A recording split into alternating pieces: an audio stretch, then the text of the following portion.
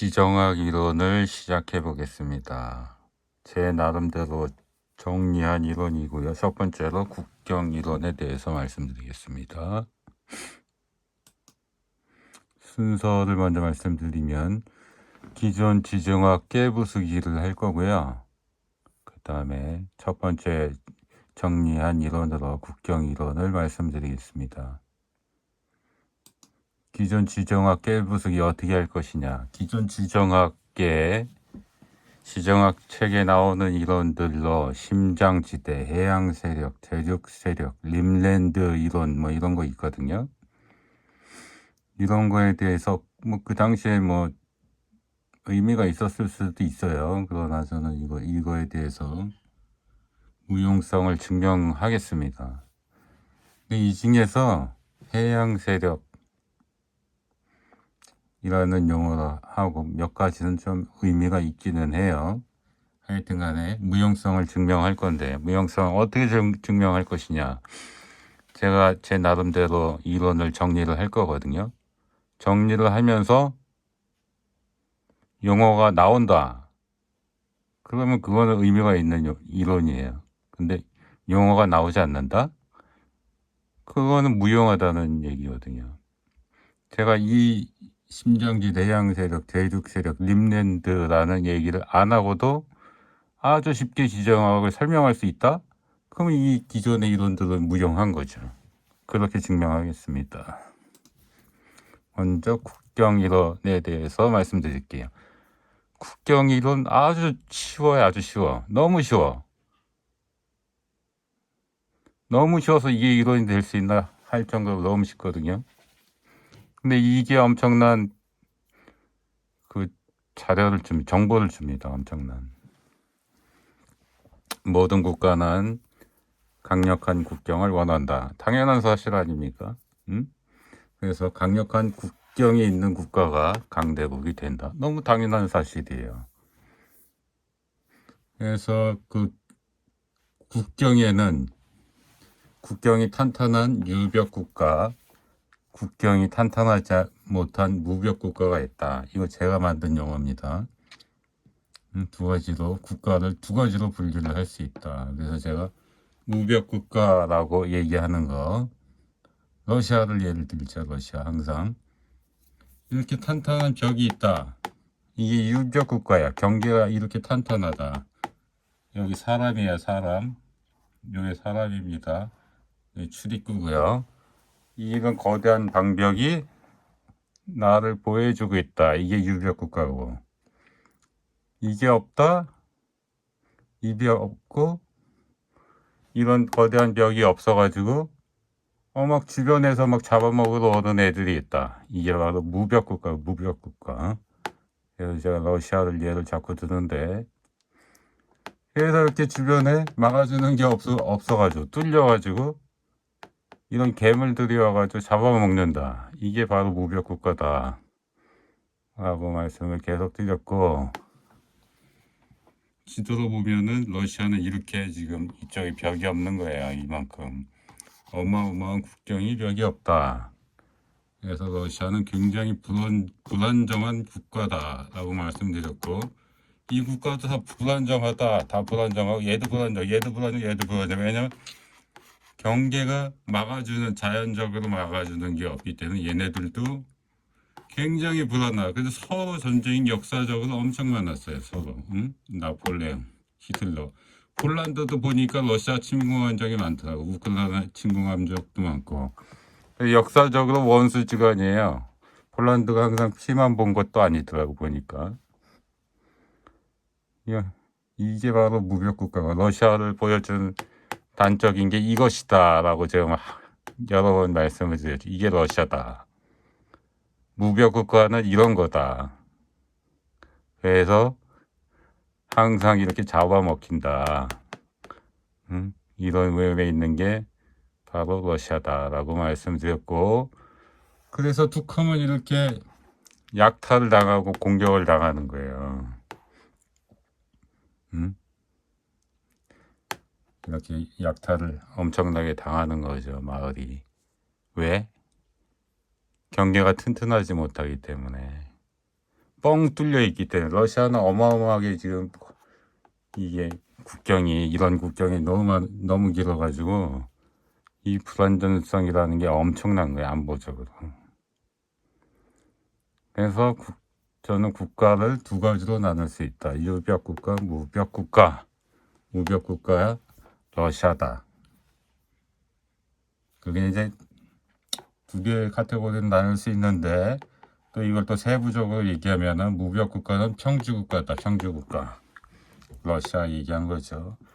근데 유벽 국가 중에 그러니까 경제가 튼튼한 국가 중에는 산맥으로 갖고 있는 국가가 있고 바다로 갖고 있는 국가가 있다. 그래서 걔네들은 적으로부터 침입을 막아주는 자연 방벽이 있기 때문에 이 어마어마한 방벽이 있기 때문에 지도로 보면 이런 알프스 산맥 같은 거죠. 이런 게 있으면은 침입을 안 받으니까 안보에 굉장히 안정적이다. 안보에. 그 다음에 또 하나는 사막 국가가 있고 또 하나는 바다를 국경으로 갖는 국가가 있다. 그래서 안보적으로는 평지로 갖고 있으면 너무 나라가 취약해지고 산맥을 국경으로 갖고 있으면 좋고 바다를 국경으로 갖고 있으면 좋은데 이 두 개 중에서도 바다를 국경으로 갖고 있으면 더 좋다. 이게 바로 국경이론의 끝입니다. 끝. 너무 간단하잖아. 이거 뭐 초등학생도 이해하지 이 정도면은.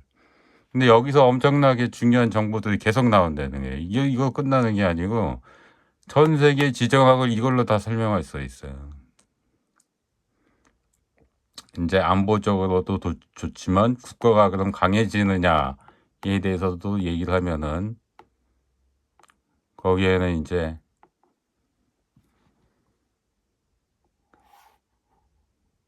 무역 그 경제를 통해서 이제 다른 나라와 무역을 할 수가 있잖아요. 또 무역만 할 수 있는 게 아니라 문명도 오고 과학 기술도 온단 말이에요. 무역을 하면 강대국이 되는 거에 대해서는 뭐 경제가 크게 늘어난다는 거, 부가 막 축적된다라는 것은 역사적으로 많이 알려져 있는 거죠. 베네치아라든가 중개무역. 그러니까 농사를 통해서 부를 이루는 것보다 무역, 상업을 통해서 부를 이루는 게 엄청나게 더 강대국으로 만드는 데 기여를 많이 한다는 건 역사적으로 굉장히 많이 알려져 있어요. 그것도 서방 신대륙 개척 이런 거 다 한 거가 거기서 떼돈을 벌기 때문에 신대륙 개척을 한 거잖아요. 그래서 바다 국가가 이 세계 중에 평지 국가도 뭐 무역이나 문명이 오고 이런 건 좋지만 얘는 약점이 누적이 안 된다는 거잖아요. 계속 약탈을 받기 때문에 이렇게 약탈을 받기 때문에 누적이 안 되기 때문에 이거는 뭐 교역하고 뭐 문명도 오고 과학기술도 온다 그래도 발전이 뭐가 되려고 그러면 무너지고 뭐가 되려고 그러면 무너지기 때문에 약점이 있어갖고 발달이 좀 국가가 발달하는 게 좀 늦다, 어렵다. 산맥 같은 경우는 기본적으로 막혀 있기 때문에 어렵지만 산맥이 모두 다 통행이 불가능한 건 또 아니기 때문에 그러니까 이 산맥이 기본적으로 많이 막아주지만 모든 게 다 통행이 불가능한 건 아니잖아요. 또 통행이 가능한 일부분이 있잖아요. 그러니까 그 부분만 잘 막으면은 안보는 튼튼해지니까 안보적으로도 굉장히 좋은 거지만 또 통행이 가능한 부분이 있기 때문에 그쪽을 통해서 무역을 할 수가 있다. 상업 교류를 할 수 있다. 또 문명도 받아들일 수 있고 옆 나라와. 근데 바다는 더 많이 할 수 있죠. 바다도 마찬가지로 뭐 교류 무역하는데 바다의 특징은 대량 거래를 할 수 있다는 대량 거래. 이쪽으로 통로고 왔다 갔다 하고 이런 거는 요즘 얘기하는 게 아니야. 기본적으로 예전 얘기를 하는 거죠. 중세 이전이나 뭐 근대 이전 얘기하는 건데 나라가 이제 처음부터 그때는 이 교통이 안 좋으니까 바다로 엄청나게 대량 거래를 할 수 있기 때문에 바다가 훨씬 유리하다. 강대국으로 만드는데 유리하다. 영국 같은 나라. 지금도 마찬가지긴 하지만요. 역사적 전반적으로 그렇다는 거죠. 그래서 바다를 가지고 있는 나라가 강대국이 된다.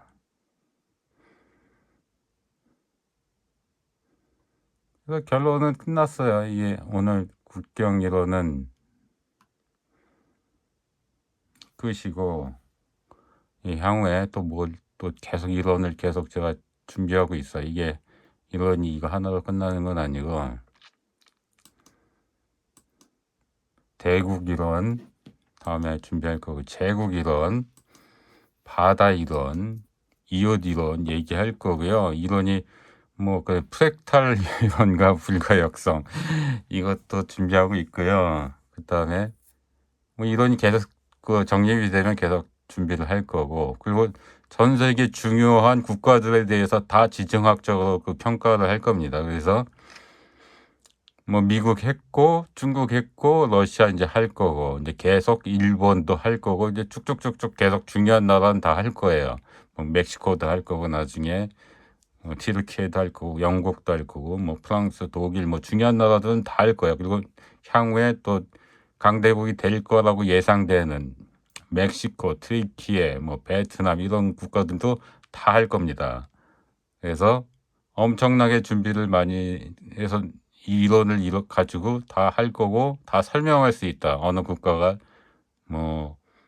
강대국이 되고 어느 국가는 좀 어렵고 그런 걸 전부 다 설명할 수 있는데 기존 이론을 가지고 저는 설명하지 않을 거예요. 기존 용어에서 제가 해보니까 일부 유용한 거는 있는데 기본적으로 이론적으로 너무 정리가 아닌 그냥 개별 케이스 얘기만 이거 여기 관통하는 뭐가 없어. 관통하는 게 없이 그냥 개별적으로 너무 케이스별로 얘기하는 거고 맞지 않는 이거 심장지대로는 지금 하나도 안 맞아요. 대륙 세력 얘기도 하나도 안 맞아요. 근데 해양 세력 얘기는 맞는 얘기가 많고 림랜드도 맞는 얘기가 많은데 하여튼 기존 지정학의 용어는 너무 정리도 안 돼 있고 관통하는 원리도 없고 또 그래서 제가 계속 설명할 건데 저는 이거에 대해서 이 용어를 언급을 안 할 거예요. 언급을 안 한다 그러면 그거는 이론이 무용하다는 바로 증거라는 거를 이제 기억해 주시면 좋겠습니다. 이상입니다.